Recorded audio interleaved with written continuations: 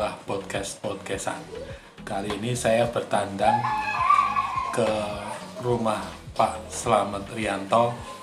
Beliau adalah founder dari komunitas Omah Sinau Bocah, di mana kegiatannya adalah untuk bimbingan belajar anak-anak dari usia PAUD sampai SMP, diajak belajar bersama daripada hanya HP-an gitu ya Pak. Iya betul. Sebelumnya terimalah salam kami. Sekali merdeka belajar, tetap merdeka belajar. Saya dari Guswanto. Saat ini sedang berada di kediaman Bapak Slamet Rianto. Apa kabar Pak? Alhamdulillah. Alhamdulillah. Pak Daru gimana kabar? Alhamdulillah. Menarik sekali ini Pak.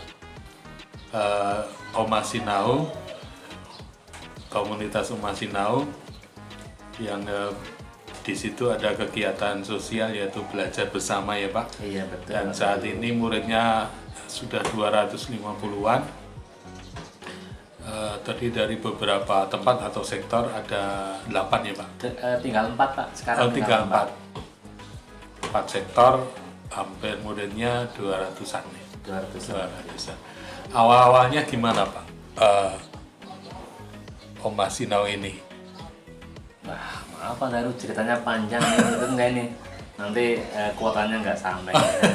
Pak, ceritanya panjang itu awal dari keprihatinan kami sendiri Pak ya. Iya. Karena saya sendiri itu merasa tidak mengenyam pendidikan lebih tinggi, dan itu memprihatinkan bagi kami bahwa kalau tidak mengenyam pendidikan lebih tinggi, bukan intelek itu, kalau ngobrol-ngobrol mau ketemu orang itu udah canggung, itu sadar.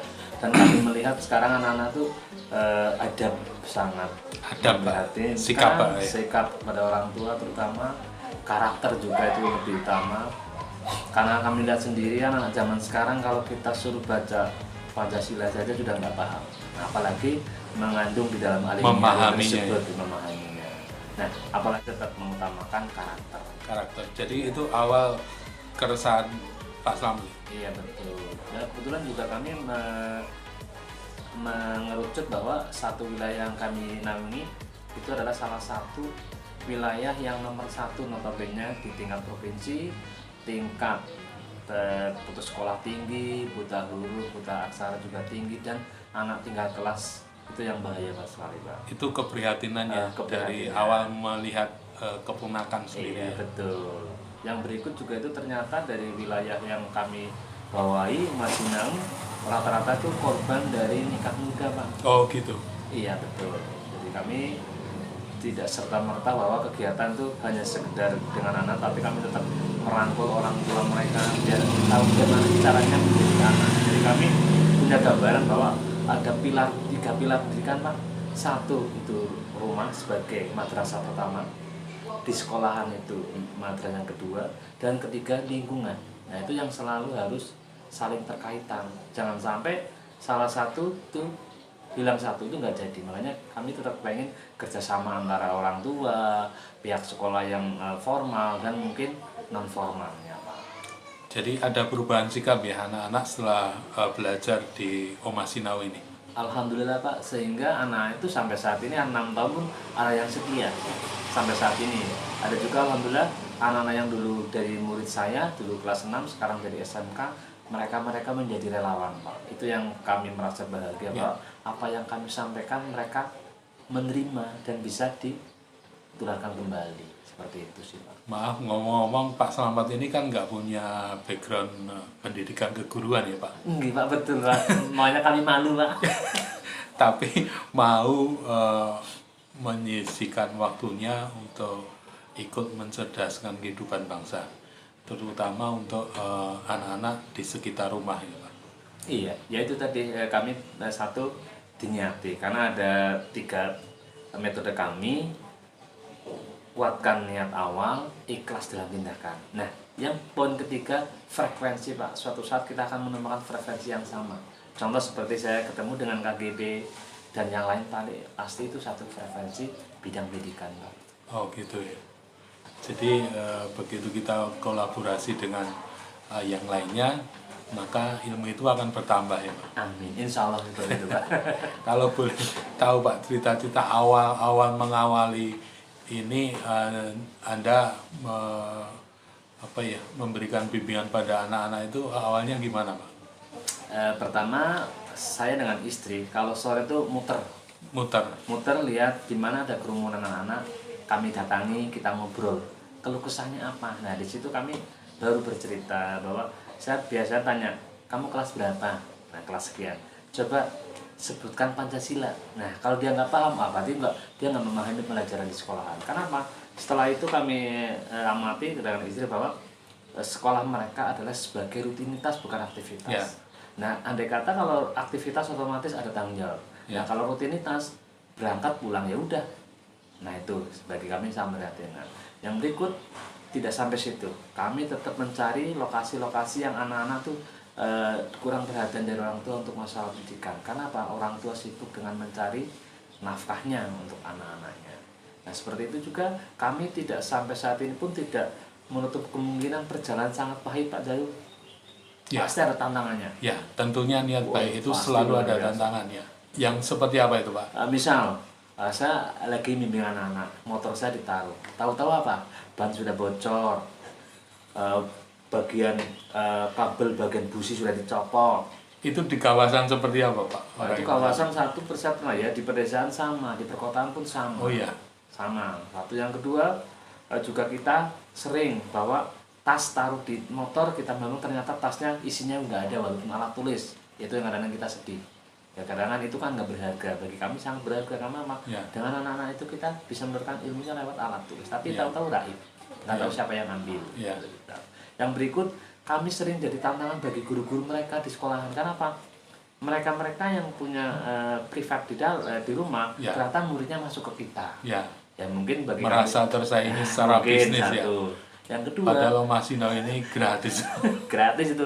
Tapi kami juga kepada mereka anak-anak bahwa kami tidak pernah menjanjikan dan menawarkan prestasi lah dari. Ya. Karena bagi kami prestasi nantilah bonusnya. Nanti ya. Yang penting kami itu Adab bahwa dulu ya. adab dan karakter itu yang Karakternya yang dibentuk ya. Bukan nilai atau angka iya, ya. betul. Wah, saya salut ini Pak. Dan mereka guru-guru yang, maaf, ada beberapa guru di desa waktu itu yang buka les privat di rumah merasa tersaingi ya. Mungkin ya seperti itu. Sampai-sampai ada bahasa Japri yang nggak enak Pak. Oh iya. Sampai saya sama istri saya mau mundur sebenarnya, tapi Ya. dengan bahasa tapi istri tetap harus kuat niat awal. Itu namanya tetap berjalan alhamdulillah. Insya Allah nanti pas bulan Agustus besok ini kita sudah sekurun waktu kurang lebih 6 tahun. 6 tahun Pak. Alhamdulillah. Menyisihkan waktunya sepulang kerja.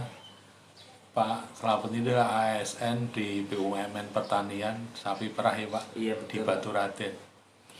Nah, sisa waktunya digunakan untuk mengajari atau mendidik anak-anak tetangga kiri kanan dan bahkan desa sebelah ya Pak. Di desa-desa sebelah.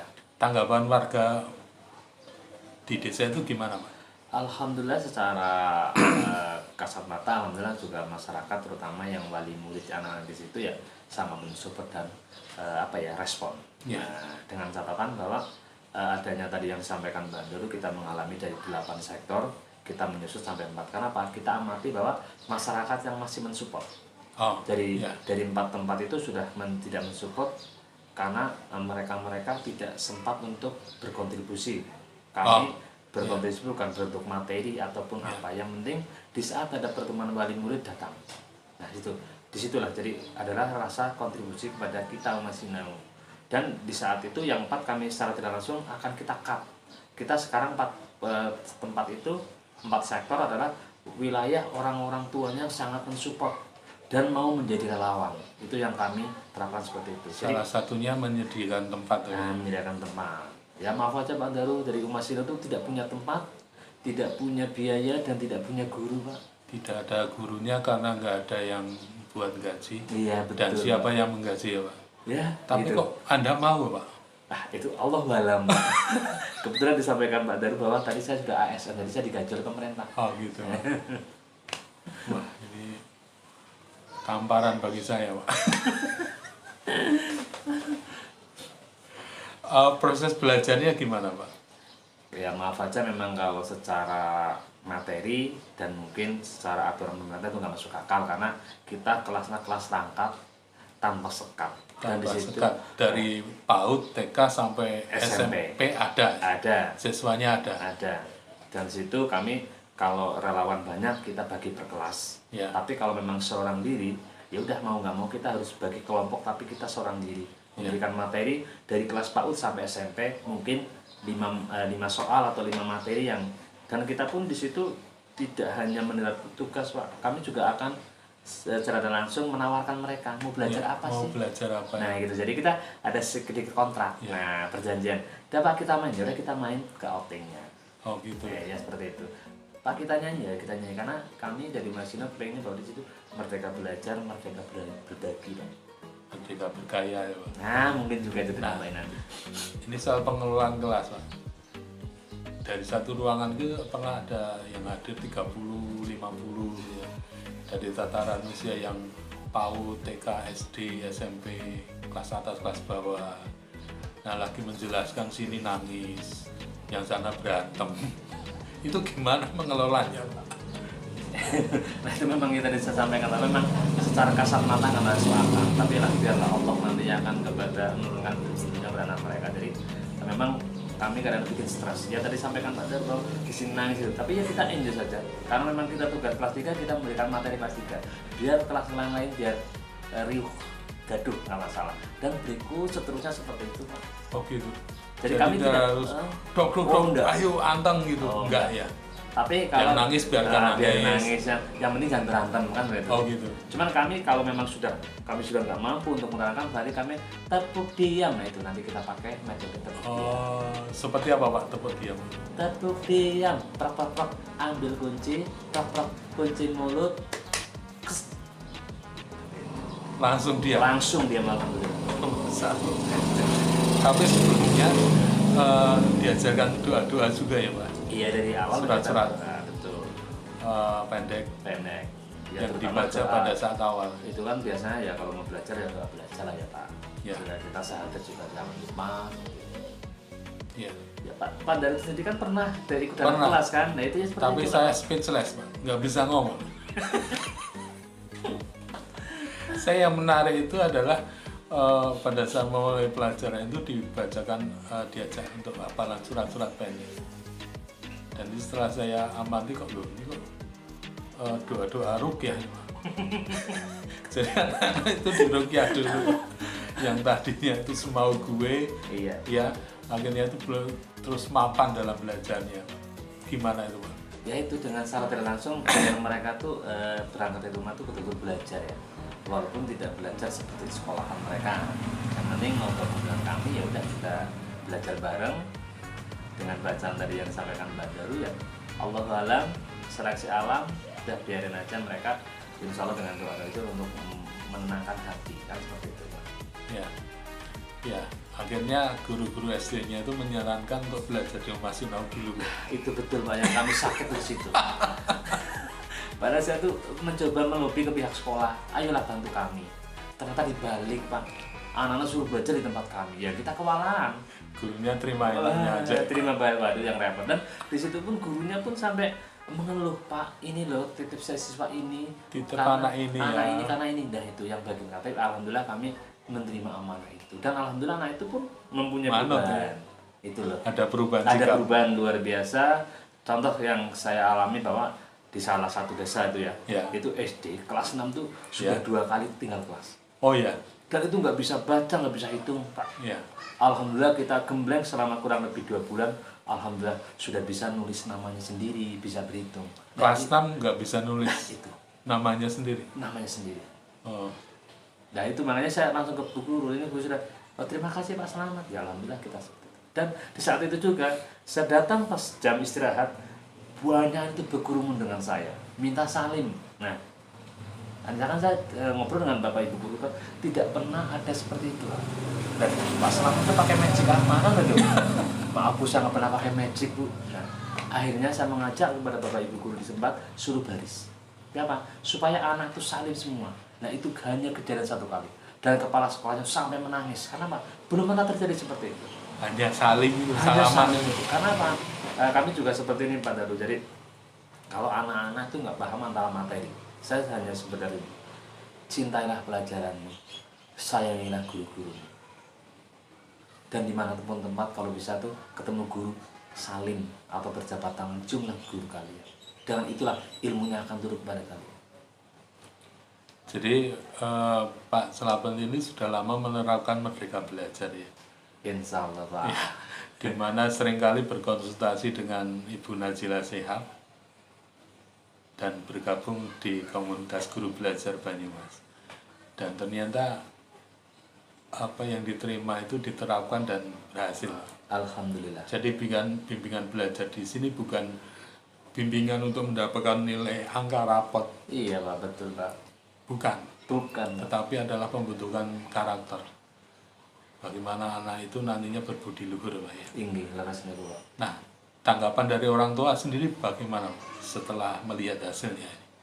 Kalau dari beliau-beliau memang alhamdulillah kami sempat dari paguyuban mereka-mereka ya, Ya. di belakang ternyata mereka mengumpulkan pundi-pundi rupiah Pak. Ya, Saya diundang di situ, dikasih amplop.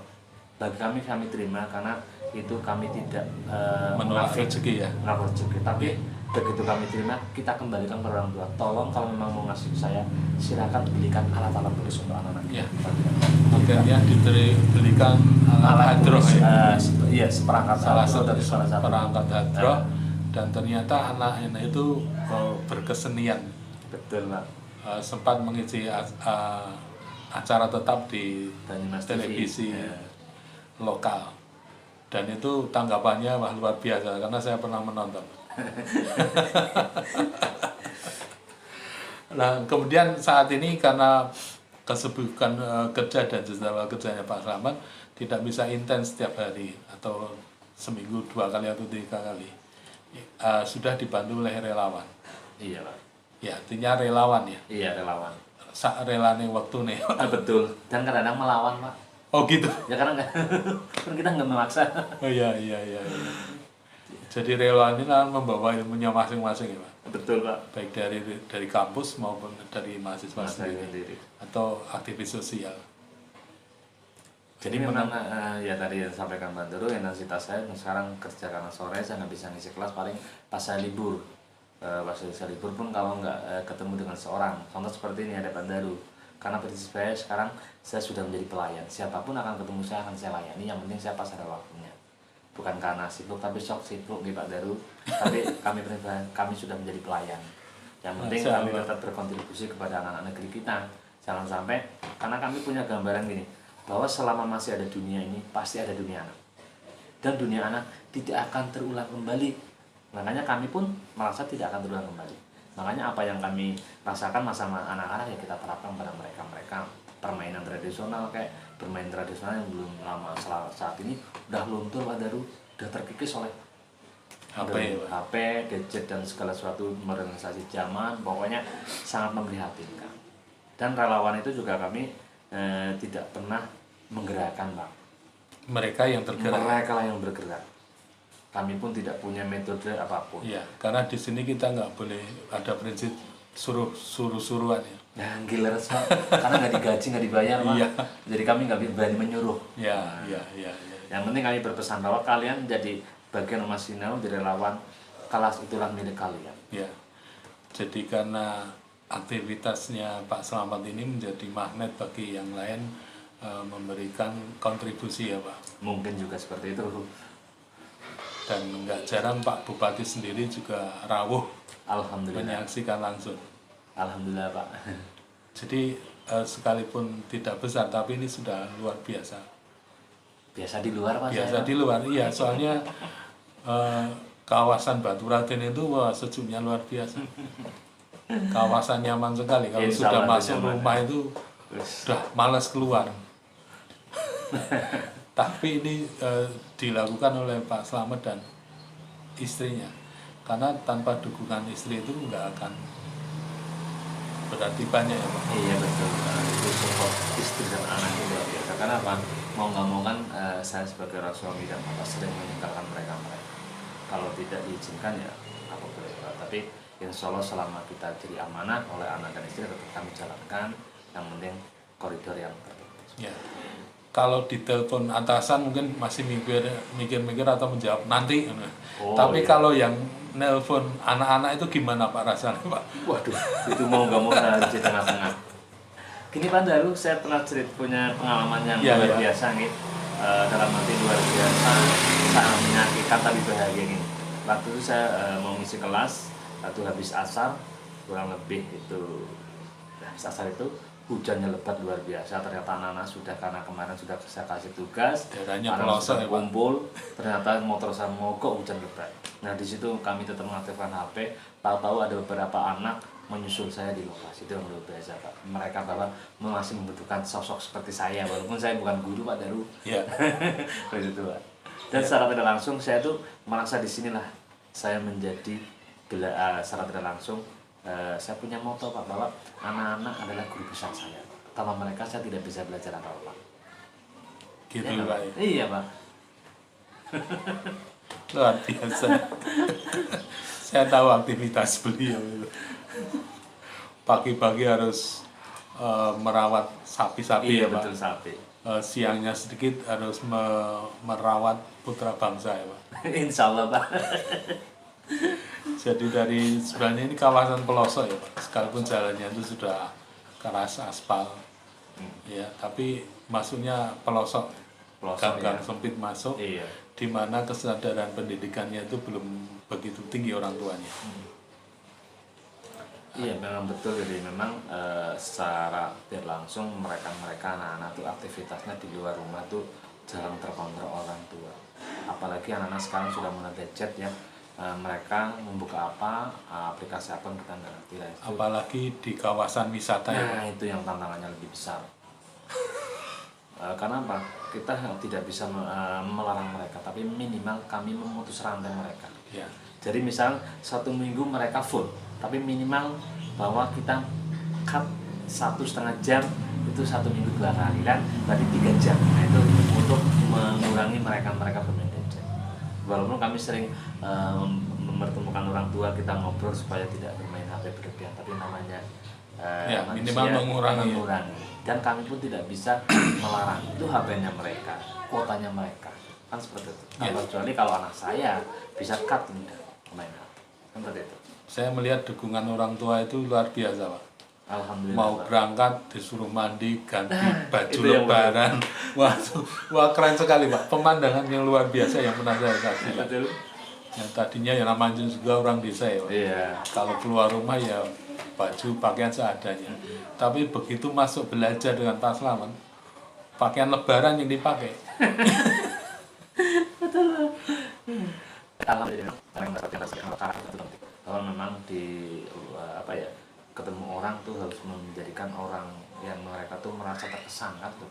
Anak-anak biar ketemu orang asing, tapi minimal tuh anak-anak itu punya kesan tersendiri bahwa mungkin tidak wangi ya, tapi minimal rapi dan bersih.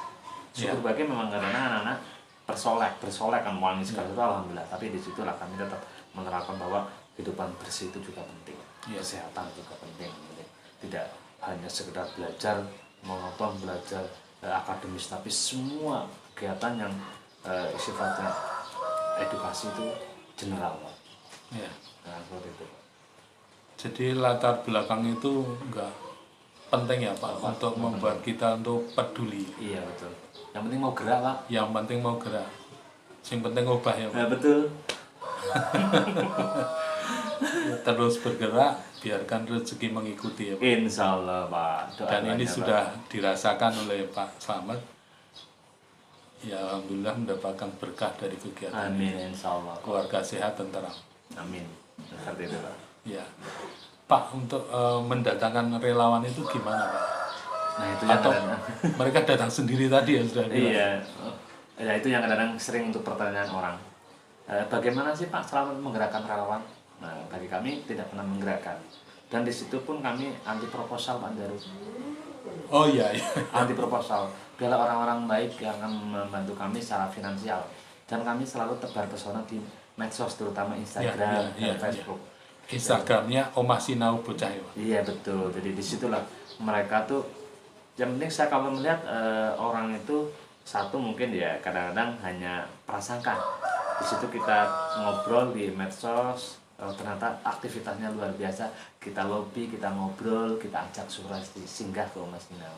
Alhamdulillah beliau-beliau yang singgah sampai nol sampai saat ini pun mengenal Mas Sinau tetap konsisten menjadi mungkin donatur kayak menjadi relawan. Alhamdulillah, jadi mereka tidak pernah kami minta, tapi mereka lah yang meminta dan mempertanyakan apa sih yang bisa saya bantu Pak. Nah itulah jadi mereka seperti itu. Jadi kami gambaran gini Pak Daru, jadi orang berbuat baik tidak harus secara tertulis Pak, dan tidak harus ada paraf Pak, biarlah Allah nanti akan mencetak itu. Tidak harus ada kwitansinya. Nah itu Pak, pernah satu kali itu Pak Slamet dan teman-teman itu dicurigai oleh masyarakat di situ, mengingat ya kesadaran pendidikannya kan rendah masyarakat di situ. iya. Pernah itu Pak? Oh pernah, nggak pernah lagi Pak, sering Pak. Sering Pak. Karena Pak dengan kejadian seperti itu saya nggak lupa. Jadi gini, Mas Sinau itu dari 4 tempat itu juga kami tidak satu tempat Pak. Jadi mungkin dari posko satu ke posko lain. Cukup jauh. Pindah-pindah Pak. Juga mungkin saat ini tahun ini di tempat A, besok tahun depan bisa tempat B, kami nggak ngerti. Karena apa? Kami pernah kejadian Pak, itu hanya sepele Pak. Kami dapat bantuan dari lembaga, itu berbentuk sembako. Ya. Nah di situ kami pandang mereka orang kaya Pak. Ya. Dan di situ kakak beradik. Nah sembako itu saya kasihkan, yang adiknya saya kasih, kakaknya tidak. Dan itu sepakatan dari semuanya. Ya. Karena ada anak yang sangat-sangat membutuhkan. Ya. Tapi orang tuanya menerima Pak. Di situ provokator. Betul Pak. Saya dan relawan itu dihujat segala sesuatu. Ya. Sampai saat itu Satpol PP kecamatan turun Pak. Karena itu sudah kriminal Pak. Oh gitu. Iya, alhamdulillah dari pihak kecamatan mendukung sekali. Orang itu kita datangkan untuk saling memaafkan lah, jadi kita asas keluargaan lah. Ya, tabayun ya Pak. Ya, tapi kami tetap pindah tempat. Dari situ ya. Iya, karena itu sudah beresiko. Walaupun anak-anak itu sekarang masih jabri. Ayo Pak, di tempat saya adakan lagi Pak. Saya kangen dengan kegiatan ini. Udah nggak kondusif gitu. Sudah nggak kondusif. Walaupun orang yang bersangkutan sudah minta maaf kepada kami, tapi tetap kami jaga. Jangan sampai bahwa akan terjadi kembali. Pernah dicurigai Pak, wah Pak Slamet nanti akan gini. Pernah Pak, itu sangat-sangat Pak.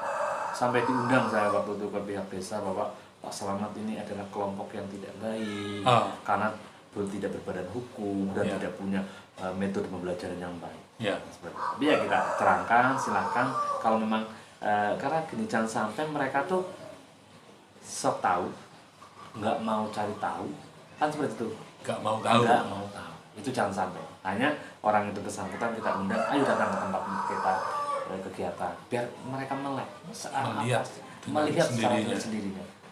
Kalau orang Jawa tuh jangan sampai tuku jere adondean Pak. Nah, itu harus langsung ke lapangan. Ya alhamdulillah malah justru dari orang tersebut anaknya sampai saat ini masih gabung dengan saya. Anaknya? Anaknya itu jadi relawan saya saat ini. Malah jadi relawan. Jadi kalau nggak ada Pak Slamet, dia yang mengajari. Nah itu yang menghandle saya. Masya Allah. Dan biasanya orang baik itu ketemunya dengan orang baik ya Pak. Amin, insya Allah Pak. Banyak sekali orang baik yang datang ke sini. Siapa saja Pak? Mungkin. Aduh, kalau banyak ya. Banyak, intinya kami tidak bisa sebutkan satu persatu karena apa? Alhamdulillah juga tidak hanya di Indonesia ya, di luar negeri juga banyak yang donasi Pak. Oh gitu, sampai ke luar negeri Pak? Iya. Jadi memang mereka melihat kegiatan kami, mereka sampai ya hampir setiap bulan lah mereka berdonasi dan tidak perlu kwitansi dan tidak penting saya minta ini kok dalam jumlah nggak sedikit ya? Sedikit, betul. Kemarin juga dibiayai biaya besar. Kalau memang secara logika, kalau saya orang nalar, orang bodoh, dikasih uang sekian buat kas enak, tapi mereka tidak seperti itu Pak Daru, bikinlah event. Nah alhamdulillah kemarin dari beliau mendonasikan kurang lebih 5 juta Pak. Dan itu untuk event Pak. Ya. Dan itu nggak dapat keuntungan apa-apa. Ya. Jangan-jangan bahwa kita mempermudah dan meringankan beban masyarakat, contoh sembako murah bersubsidi, santunan anak yatim. Nah alhamdulillah kita sukses Pak. Ditantang oleh beliau lagi Pak untuk acara berikut apa saya untuk bulan depan Agustus akan ulang tahun Mas Sinau Pak. Oh gitu. Iya Pak Nadu. Akhirnya ini Mbak saya ulang tahun, mau apa kira-kira Mbak? Udah terserah Pak Slamet. Akhirnya saya akan mengadakan pengajian akbar Pak, insya Allah pas bulan Agustus. Jadi awalnya dari satu petak rumah kosong, iya, hanya untuk niatnya itu membentuk karakter anak, Mm-mm. tetapi sekarang sudah melebar lagi Alhamdulillah di 4 desa Pak. di 4 desa dan berkegiatan yang sebenarnya sudah nggak ada hubungannya dengan Nggak ada. kegiatan awal. Masya Allah. Iya itu yang kadang kita nggak ngerti Kadang nggak masuk akal ya Pak. Iya. Ya itu tadi, orang baik itu pasti ketemunya dengan mereka. Insya Allah. Wow, sampai saya lihat itu speechless Pak, nggak bisa ngomong apa-apa. Melihat semangat belajar mereka itu Pak, luar biasa.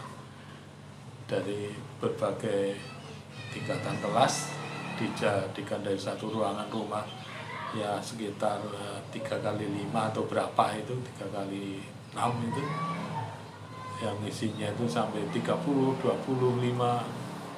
dan mereka sangat antusias sekali dan hasilnya adalah saya malah nggak bisa ngomong ya. Nggak apa-apa lah Pak. Tapi yang jelas dukungan dari masyarakat itu nyata ya Pak. Betul itu betul harus dukungan masyarakat. Dan itu yang sangat melegakan Karena tanpa dukungan mereka kami nggak bisa bergerak Pak. ya. Itu jadi secara tidak langsung kami itu kegiatan yang berbasis kemasyarakatan. Karena masyarakat mau nggak mau harus ikut andil dan Ya. kita libatkan Pak. Yang tadinya Pak Slamet mengawali dengan pontang panting sendiri sampai motor bututnya rusak macet di Betul. jalan, Ban kembesin. gembesin, tahu-tahu digembesin, Betul. dilaporkan ke atasan. Yes. Nah, Sangat alhamdulillah lebar sekali. sekarang sudah mulai melihat hasil dari perjuangannya itu. Ya, kalau saya ya prinsipnya tetaplah bergerak dan biarkan rezeki mengikuti. Amin insya Allah Pak, insya Allah. Ternyata Selamat. benar ya. Betul betul Pak yang disampaikan Pak Daru dulu itu. Terima kasih bincang-bincangnya Sama-sama Pak Daru. Oma Sinawana. Tagline-nya apa Pak? Deadline-nya tetap semangat Tetap semangat, dan jangan lupa A3. jangan lupa A3. Asah, Asah, asih, asih, asuh. Terima kasih Pak Slamet atas kepeduliannya ikut mendidik putra bangsa sekalipun tidak punya latar belakang pendidikan keguruan sekalipun. Tapi kepedulian inilah yang mengantarkan Pak Slamet untuk tidak tinggal diam, Pak. Terus bergerak. Insya Allah Pak. Terima kasih bincang-bincangnya. Sekali lagi saya Guru Daru. Sekali merdeka belajar, tetap merdeka belajar. Sama-sama Pak Daru. Pak Daru juga sudah banyak kontribusi dengan saya, terutama KGB-nya. Semangat terus. Oke, siap. Assalamualaikum warahmatullahi wabarakatuh. Waalaikumsalam warahmatullahi wabarakatuh.